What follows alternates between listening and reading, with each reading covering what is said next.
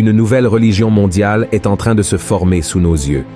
En ce moment même, pendant que vous regardez cette vidéo, cette nouvelle religion gagne de nombreux adeptes dans le monde entier et devient de plus en plus forte et prête à combattre notre foi en Jésus-Christ. C'est pourquoi aujourd'hui, je veux vous mettre en garde. Soyez très prudents, car même les chrétiens ne sont pas à l'abri de ces pièges. Mais avant de commencer, je tiens vraiment à ce que vous vous abonniez à ma chaîne, car je veux vous aider à comprendre la Bible d'une manière très simple et pratique, d'accord? Alors faites ceci, cliquez sur le bouton s'abonner, et à côté, il y aura une cloche. Cliquez également sur cette cloche pour être averti à chaque fois que je publierai une nouvelle vidéo, d'accord? Alors commençons. Il y a déjà un certain temps que nous entendons parler de la formation d'une religion unique qui rassemble les 3 principaux groupes religieux du monde. Mais mes frères, ce n'est pas cette prétendue unique religion mondiale qui doit nous inquiéter maintenant. Car comme Jésus lui-même nous l'a dit, nous ne savons pas quand tout cela va se produire. Dans le chapitre 24 de Matthieu, il est écrit ainsi, « Faites attention. Pour ce qui est du jour et de l'heure, personne ne le sait, ni les anges des cieux, ni le Fils, mais le Père seul. Ce qui arriva du temps de Noé arrivera de même à l'avènement du Fils de l'homme. Car dans les jours qui précédèrent le déluge, les hommes mangeaient et buvaient, se mariaient et mariaient leurs enfants, jusqu'au jour où Noé entra dans l'arche, et ils ne se doutèrent de rien, jusqu'à ce que le déluge vint et les emporta tous. Il en sera de même à l'avènement du Fils de l'homme. » Et la Bible nous dit en effet qu'un jour l'Antéchrist apparaîtra et gagnera la confiance des leaders politiques et religieux de ce monde. Il montrera aux gens que seule une religion unique, dirigée par lui-même, peut rendre la terre libre de guerre, d'injustice et d'inégalité. Ce sera le grand marqueur du début de la fin des temps et du compte à rebours avant le retour de Jésus. La nouvelle religion mondiale que Dieu veut que vous ouvriez vos yeux est également liée à l'Antéchrist. Cependant, contrairement à l'alliance mentionnée dans les prophéties de la fin des temps, celle-ci est déjà présente et est plus proche que nous ne l'imaginons. Et vous pourriez vous demander maintenant, mais pasteur, si l'Antéchrist lui-même n'a pas encore été révélé, comment a-t-il déjà établi sa religion ici? Frères et sœurs, il se trouve que même si l'ennemi n'est pas encore apparu pour que le monde l'adore, son esprit habite déjà sur terre depuis longtemps et il agit contre la vie de millions de personnes, en particulier les chrétiens. Voyez ce que dit la Bible. Reconnaissez à ceci l'Esprit de Dieu. Tout esprit qui confesse Jésus-Christ venu en chair est de Dieu. Et tout esprit qui ne confesse pas Jésus n'est pas de Dieu. C'est celui de l'Antéchrist, dont vous avez appris la venue, et qui maintenant est déjà dans le monde. Frères et sœurs, cette nouvelle religion mondiale fondée par l'Antéchrist n'a pas de temple physique. Le temple que l'ennemi a utilisé pour ébranler tout le monde est le temple qui devrait être celui du Saint-Esprit de Dieu, c'est-à-dire le cœur des gens. Et la doctrine que l'Antéchrist prêche est si subtile que même des chrétiens s'y convertissent sans s'en rendre compte. Et comment cela se produit-il? L'Antéchrist exalte les sentiments des gens et fait paraître qu'ils sont plus importants que la parole de Dieu. Par exemple, il amène la personne à croire qu'elle peut vivre de la manière qu'elle juge meilleure, même si cela va à l'encontre de la volonté de Dieu, et que la personne est maîtresse de ses propres choix et décisions. Tout cela a été largement accepté par les gens, y compris des frères, au sein de nombreuses églises se disant chrétiennes. Nous avons vu de nombreux pasteurs et leaders religieux déclarer que tous les chemins mènent à Dieu, que nous sommes dans le temps de la grâce et que, par conséquent, les gens peuvent être ce qu'ils veulent, croire en ce qu'ils veulent et faire ce qu'ils veulent, tant qu'ils sont heureux avec eux-mêmes. Et pire, frères et sœurs, cette nouvelle religion fait croire aux gens que Dieu aime tout le monde et les bénit tous, même s'ils vivent dans la désobéissance. Après tout, la Bible dit que Dieu est amour et qu'il veut toujours nous voir heureux. Mais frères et sœurs, tout cela n'est que mensonge pour tromper l'être humain et le faire croire qu'il n'a pas besoin de Jésus pour pardonner ses péchés. Et je vais vous montrer maintenant 4 mensonges de cette nouvelle religion créée par l'Antéchrist et qui est déjà en action ici sur terre. Le premier mensonge, tous les chemins mènent à Dieu. Frères et sœurs, le message que cette nouvelle religion de l'Antéchrist apporte est que nous servons tous le même Dieu et que tous les chemins mènent à Dieu. Cependant, ces affirmations sont de grands mensonges du diable pour nous détourner du seul chemin de la vérité et de la vie, qui est Jésus-Christ. Chaque jour, Satan crée et propage de nouvelles religions, des philosophies qui prêchent la paix et l'amour, comme si elles étaient des voies alternatives nous conduisant au même but. Mais la vérité est qu'il n'y a pas d'autre chemin. Voyez ce que dit la Bible. Car il y a un seul Dieu et aussi un seul médiateur entre Dieu et les hommes, Jésus-Christ homme, qui s'est donné lui-même en rançon pour tous. C'est là le témoignage rendu en son propre temps. Amen. Le deuxième mensonge, nous sommes au centre de la volonté de Dieu.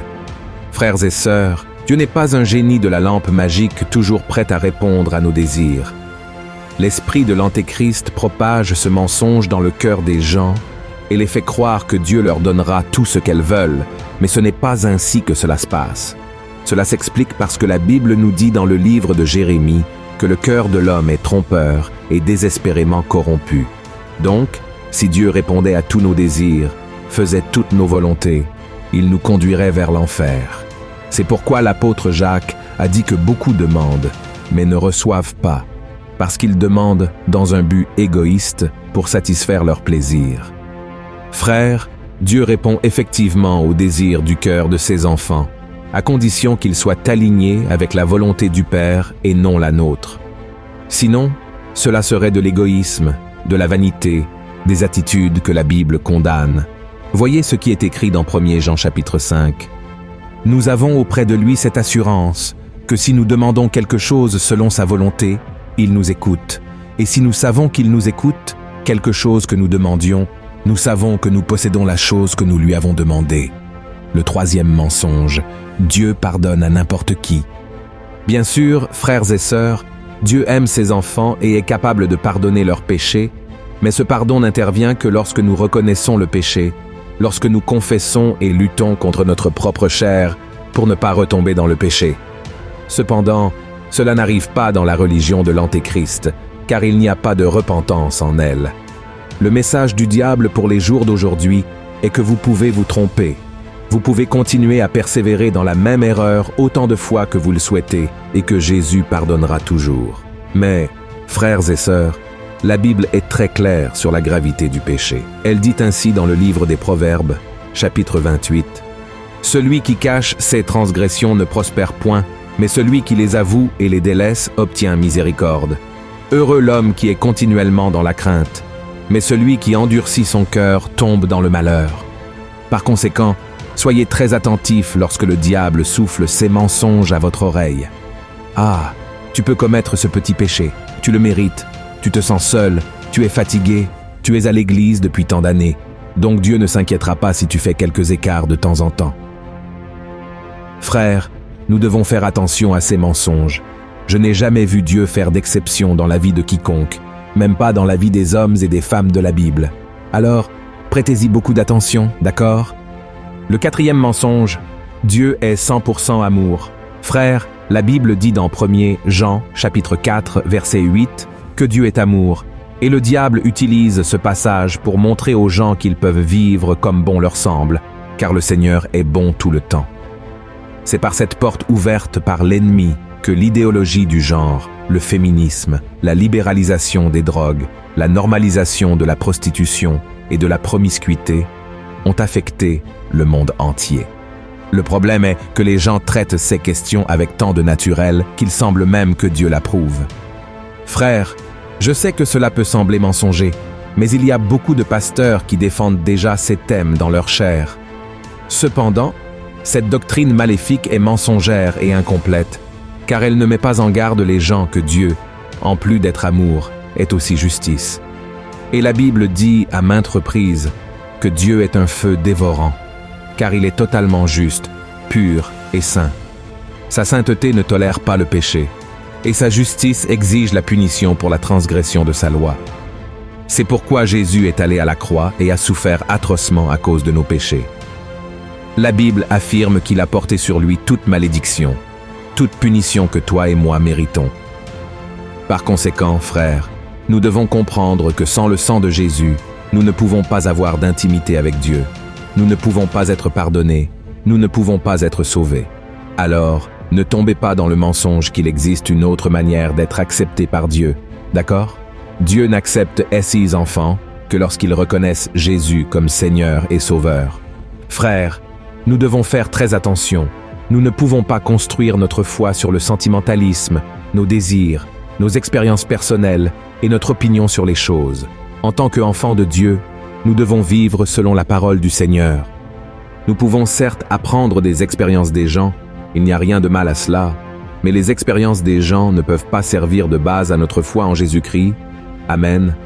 Remarquez que la religion de l'Antéchrist modifie le véritable évangile pour répondre aux besoins des gens. La Bible dit que dans les derniers temps, les gens auront énormément de difficultés à écouter la vérité et chercheront des leaders pour eux-mêmes, des leaders qui ne diront que ce qu'ils veulent entendre. Tout cela parce que le diable veut nous détourner du véritable objectif qui est Jésus-Christ. Cependant, nous savons que cela est impossible, car Christ est le salut et c'est seulement en lui que nous sommes libérés du péché, pouvant ainsi avoir la vie éternelle. Amen. Si vous avez aimé ce message, je vous demande de le partager avec vos amis. Il y a beaucoup de personnes qui ont besoin d'entendre un message comme celui-ci. Il peut être dur, mais il est véridique. Et c'est seulement la vérité qui libère. Amen. Que Dieu vous bénisse. Je vous attends dans la prochaine vidéo. Une grande accolade.